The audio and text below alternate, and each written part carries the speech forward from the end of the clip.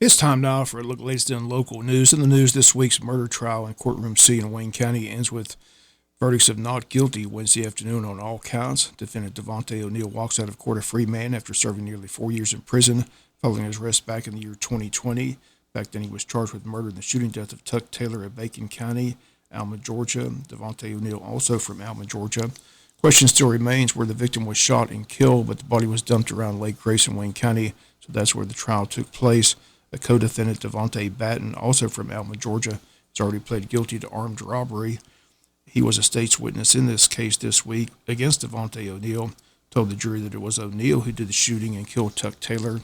Devontae O'Neal took the stand Wednesday in his own defense, testified that it was Devontae Batten who did the shooting and killing and that he was lied to and used by his friend Batten, but that make no mistake about it, Batten shot and killed Tuck Taylor. On the stand Wednesday, Devontae O'Neal told his side of the story.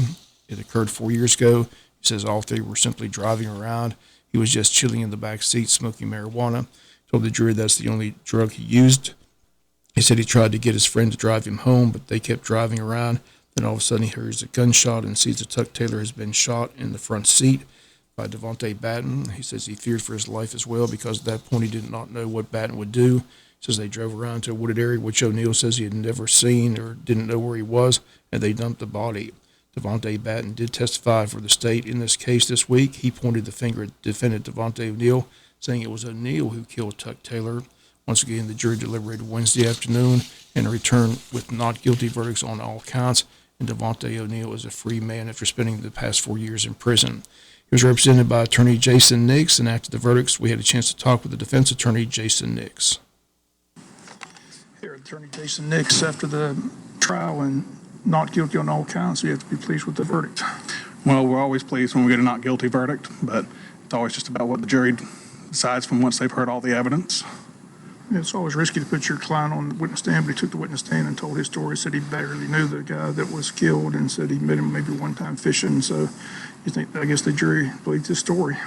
I mean, I can't really get into the mind of the jury, but since they did return a verdict of not guilty, I would have to presume as much. I generally say with my cases that it's always a fundamental right of the defendant whether they choose to testify or not. I'm not going to get into what advice I may or may not have given before that, but he chose to testify. I think he did very well during that. And I think the verdict speaks for itself in that regard. And is not guilty on all counts. Correct, all counts. I understand he's been in jail almost 4 years, is that correct? I would say that is about correct, yes, since sometime in 2020, late 2020. So he's free man now? How soon does He will be get out? released today. The procedure here in Wayne County is that the judge has to sign a release order. He did just sign that, so he'll be taken over to the jail, and they'll begin the booking out process, changing clothes, making sure he's got all of his belongings. They might have some He was held in another facility. They may have to go collect those. I'm not sure what the situation is in that regard, or they may just let him drive over there and get them. I don't know. Okay, well, But he'll be out this afternoon. Well, congratulations. Well, thank you, sir. Y'all have a good day. And once again, those comments of defense attorney Jason Nix, again, after his client, Devontae O'Neal, is a free man. Once again, not guilty verdicts on all counts. Superior Court Judge Stephen Kelly presided over the case. Again, not guilty on felony murder. Devontae O'Neal, free man as of Wednesday afternoon.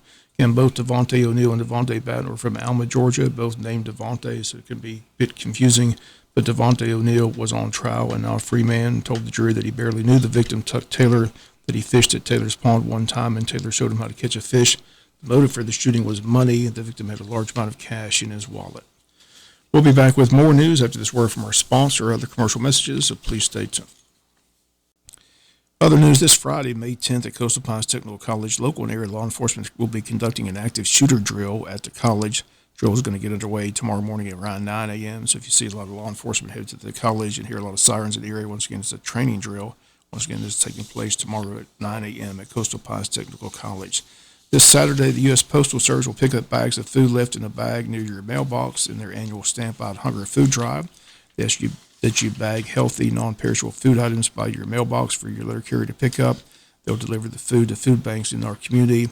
Once again, all this taking place Saturday. Again, they ask that you spread the word, help Stamp Out Hunger, that food drive taking place this coming Saturday, and just have the bags by your mailbox and your local mail carrier will pick them up. Early voting continues as we wind down the second week of the 3-week early voting period in the Georgia primaries. Election day is Tuesday, May 21st. Early voting taking place at the new election building at 306 East Pine Street. This Saturday will be the second and last Saturday of early voting. The time Saturday from 9 a.m. to 5 p.m. Today and Friday, the time 8 a.m. to 5 p.m. On Wednesday, 104 voters voted, 94 Republicans, 8 Democrats, and 2 nonpartisan. Total after 9 days is at 1,006. And today and Friday from 8 a.m. to 5 p.m., Saturday from 9 a.m. to 5 p.m., and the voting taking place at the new election building at 306 East Pine Street. Again, there are several key races. The sheriff's race, all 3 candidates on the Republican ballot, incumbent Chuck Mosley and challengers Donnie Ray and Toby Cameron. Also the district attorney's race, both candidates on the Republican ballot, the incumbent Keith Higgins and challenger John B. Johnson. Once again, early voting today and Friday from 8 a.m. to 5 p.m., this Saturday from 9 a.m. to 5 p.m. We'll be back with some final news notes after this word from our sponsor of the commercial messages, so please stay tuned. Final notes of news. The Wayne County School District is proud to announce its partnership with WeatherStem Smart Weather Technology to enhance the safety of both students and staff members. They will soon be installing WeatherStem stations and lightning and tornado sirens across its campuses. This initiative aims to provide timely and accurate weather alerts to students, staff, and visitors, ensuring a higher level of preparedness during severe weather conditions. New WeatherStem stations will monitor weather conditions in real time, providing crucial data that can help in making informed decisions during weather emergencies. Additionally, the newly installed lightning and tornado sirens will serve as a direct warning system capable of alerting the entire school community to take immediate protective action when a severe weather threat is detected. The installation schedule is as follows. On Tuesday, May 14th, Wayne County High School, Martha Puckett Middle School, James Bacon Elementary School, and Wayne County High School athletic facilities. On Wednesday, May 15th, Scriven Elementary, Arthur Williams Middle School, and Jesup Elementary. And on Thursday, May 16th, Odom Elementary, Martha Ross Smith Elementary. And that's when they will be installing the system. At the City of Jesup meeting Tuesday, City Manager Nick Ellis reported that the pool at Cracker Williams is coming along nicely. They should have water in the pool by the end of the month. Fence is now up around the pool. The City of Jesup is now accepting applications for lifeguards for the pool. Applications are available at City Hall or online at jessupgeorgia.gov. Anyone 16 years old and older is eligible to apply. Does your To body be a need some lifeguard, work? again, if you're interested in being a lifeguard at the pool, stop by or call City Hall, the number 912-427-1313. Wayne County is going to have a Wayne County Employee Appreciation Day on Wednesday, May 15th at Ben Park Complex from 11 to 2. And they state they can't thank their employees enough for all they do for Wayne County, but they can show how much they're valued and appreciated. To show the appreciation, they'll serve lunch, have games to play, hand out service awards for 2023. This will be the first annual service award ceremony, which includes the following years of service: 5, 10, 15, 20, 25, 30, and 40 years as of 2023. And the county says they look forward to seeing all their employees there. Again, a Wayne County Employee Appreciation Day set for Wednesday, May 15th from 11 to 2 at the Ben Park Complex. This week is National Hurricane Preparedness Week. Again, EMA Director Donnie Ray states that Georgia has seen its fair share of hurricanes that produce damaging wind, heavy rains, and flooding throughout the state. He says that's why they're encouraging all Wayne County residents to take part in National Hurricane Preparedness Week so they can plan, prepare, and know what to do in the event of a storm. Today, the states stay protected during storms. Be prepared for hurricane season by knowing what to do during a storm, whether you're evacuated or you're sheltering in place. Know what to expect from the hazards you may face.